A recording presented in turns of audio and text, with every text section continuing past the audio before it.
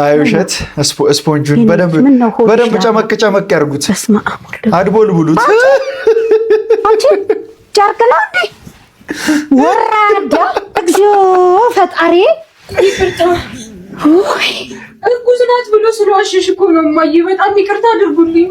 ድሮስ በቅሎ መቼ ወልዳል? ውጭልኝ ከዚህ ቤት ሂጂ፣ ከዚህ ወራዳ። ምን አይነት ክፋት ነው አሁን? ምን አይነት ክፋት ነው እንዴ? ሰው ግን አንዳንድ ሰው አቤት ቅሌት፣ አቤት ቅሌት፣ አቤት ቅሌት። አንተ ዝም ብለህ ቁጭ ትላለህ። ለእኔ ይሄ ነው የሚገባኝ? አንተ ወራዳ፣ ተዋርደህ አዋረድከኝ። ማየ እኔንም አታላኝ። ከኔ ህይወት ተማሩ። ሰው ላለማጣት ብዬ ልጅን የሚያህል በረከት ገፋሁኝ። አሁን ላይ ብፈልግም እድልሽን በዋዛ ፈዛዛ አባክነሻል። አሁን እድሉ የሌሎች ነው አለኝ። ወዳጆቼ ምናልባት ያ እድል እናንተ በር ላይ ሊሆን ይችላል የቆመው። ስለዚህ በረከት ነውና አስገቡት።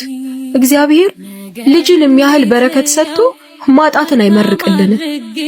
መጨረሻ ላይ ያወራሹ ነገር ምን እንደሆነ እየገባኝ አይደለም። አስገቡት ምናምን ምኑን ነው የሚያስገቡት? ኤክስፕሌን አድርጉልኝ እስቲ ኮሜንት ላይ ገባችሁ ሰዎች ካላችሁ።